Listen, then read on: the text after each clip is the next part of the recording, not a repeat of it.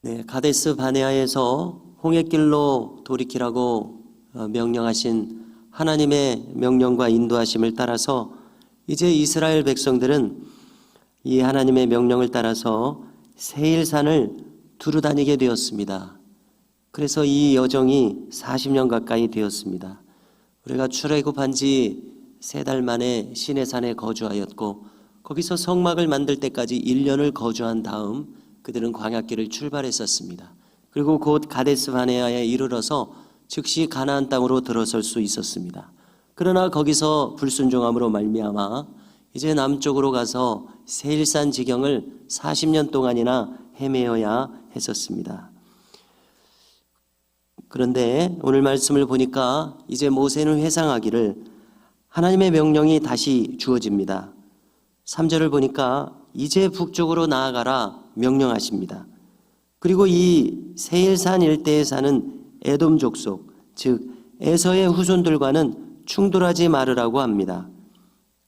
그들에게 물과 음식도 돈을 내어 사 먹으라고 이야기하십니다. 왜냐하면은 이 가나안 땅을 이스라엘 백성들에게 기업으로 주시게 될 것처럼 세일산 일대는 에돔 족속에게 기업으로 주셨기 때문이라고 합니다.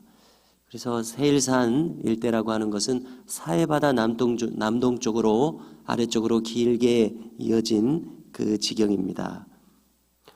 잠시 후에 나오는 모압과 암몬도 마찬가지입니다. 하나님께서는 그들에게도 그들이 거주할 땅을 그곳을 기업으로 주셨다고 말씀합니다. 아시는 대로 모압과 암몬은 롯의 자손들입니다. 롯은 아브라함의 조카지 않습니까? 그래서 넓게 보아서 에돔과 모압, 암몬 모두 동족들입니다. 그러나 각각의 거주할 땅을 각각에게 기업으로 주시는 하나님의 은총이 그들에게 각각 머물러 있음을 알 수 있습니다. 바울도 사도행전에서 이렇게 말하게 됩니다. 여러 민족에 대해서 하나님께서는 그 거주의 지경과 경계를 하나셨다. 이렇게 말한 적이 있습니다.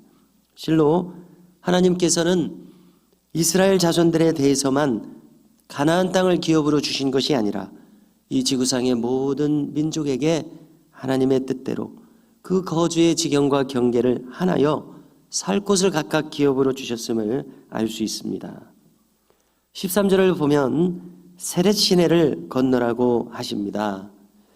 그리고 이것은 출애굽 광야 생활을 한 지 38년 만에 주어지는 명령이라고 기록합니다. 그것은 좀 전에 거론한 것처럼 시내산에서 1년을 거주했기 때문입니다. 그리고 가데스 바네아 등등 그런 몇 달씩의 여정들이 있었을 것입니다. 그래서 38년이라고 말하는 것 같습니다. 우리가 사해바다와 요단강을 지도로 본다면은 오른쪽에 이 요단강과 사해바다로 흘러내려가는 강들을 볼 수 있습니다. 그래서 오늘 처음 거론되는 세렛 시내는 그 사해바다 남쪽에 붙어 있는 그 강입니다. 그리고 사해바다 중간쯤에 아르논 강이 있습니다. 그리고 사해바다 넘어서서 요단강 쪽에 야복강이 있습니다. 이런 식으로 요단강 동편에 강들이 있는데요. 특별히 이 강들은 그 각 족속의 경계를 이룹니다. 여기 이 세렛 시내는 더 남쪽에 있는 에돔 족속과 그 다음에 사해바다 동쪽에 있는 모압 족속의 경계를 이루고 있습니다. 그래서 이 세렛 시내와 같은 강을 우리가 그 사막 기후에서 있었다가 없어졌다가 있었다가 없어졌다가 하는 강을 와디라고 부르게 되는데 바로 그 일종의 와디입니다. 한 50km 이상의 길이를 가졌고 폭은 넓은 곳은 5km나 된다고 합니다. 그래서 비가 내릴 때는 여기가 강이 되고 건기에는 그냥 사막과 같은 그런 곳입니다. 그리고 깊기도 하고 넓기도 한 골짜기를 형성하고 있습니다. 그래서 이 모압과 에돔의 경계를 이루고 있었습니다. 그런데 때로 깊은 경계가 되는 계곡이 되는 이 세렛 시내를 건너라 라고 하신 것은 본격적으로 이제 가나안 땅을 정벌할 그 여정에 나서라고 말씀하신 것과 똑같습니다. 참으로 역사적인 그 순간이 되는 그 도강임을 알 수 있습니다.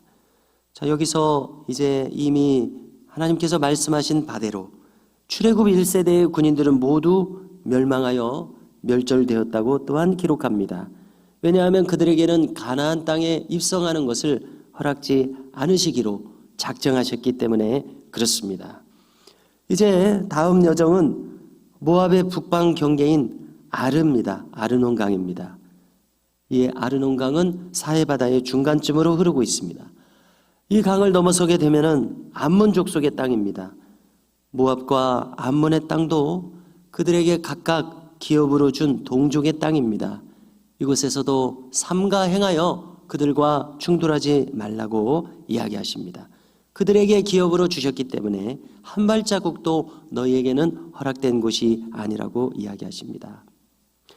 그러나 이제 24절에서 보는 것처럼 이 아르논 골짜기를 넘어서게 되면은 헤스본 왕 아무리 사람 시혼이 지배하는 땅이 나옵니다.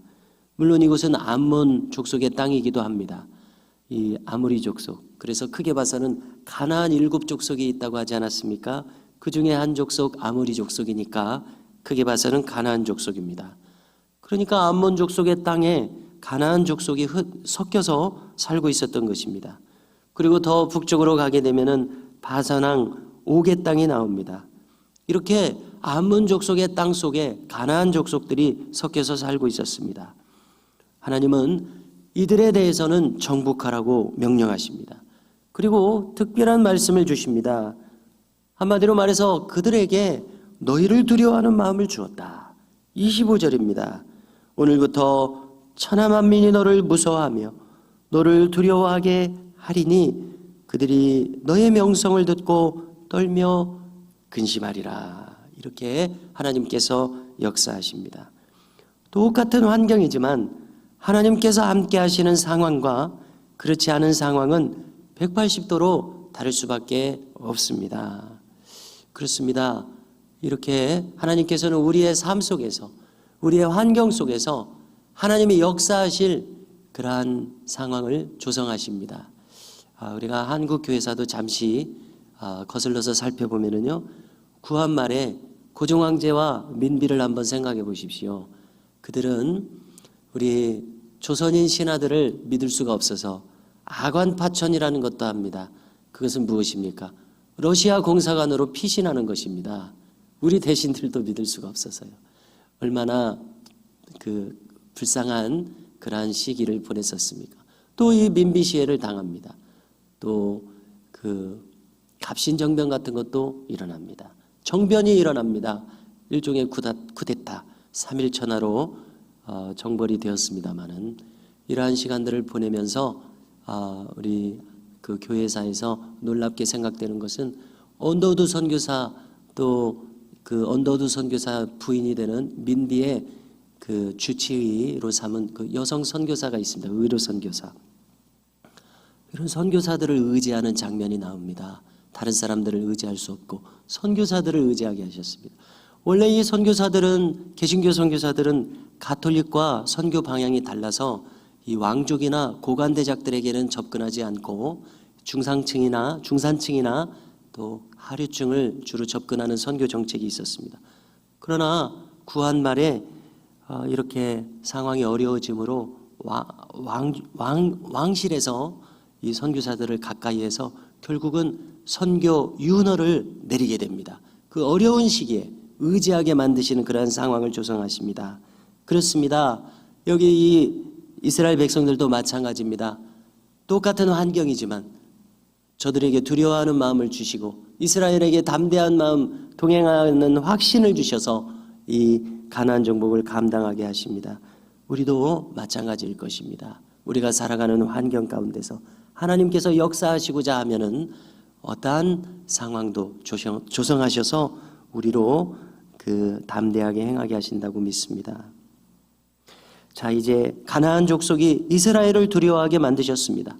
백성들은 순종하여 앞으로 나아가기만 하면 됩니다. 그러면 이제 여전히 예측 못할 상황은 나타날 수 있습니다. 그럴지라도 하나님께서 그 난관을 뚫고 전진하도록 하실 것입니다.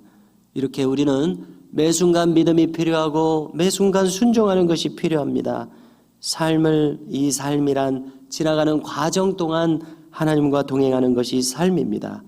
그러므로 오늘도 우리에게 주어진 이 인생길이라고 하는 광야의 여정 동안 하나님께 물으며 그분의 뜻을 헤아리며 또 때로 믿음을 가지고 순종하는 것이 필요함을 알게 됩니다. 이처럼 과정 중에 함께 하시는 하나님을 경험하고 그분과 동행하는 은총이 오늘도 그리고 이 새해에도 우리 모두에게 있기를 주님의 이름으로 축복합니다.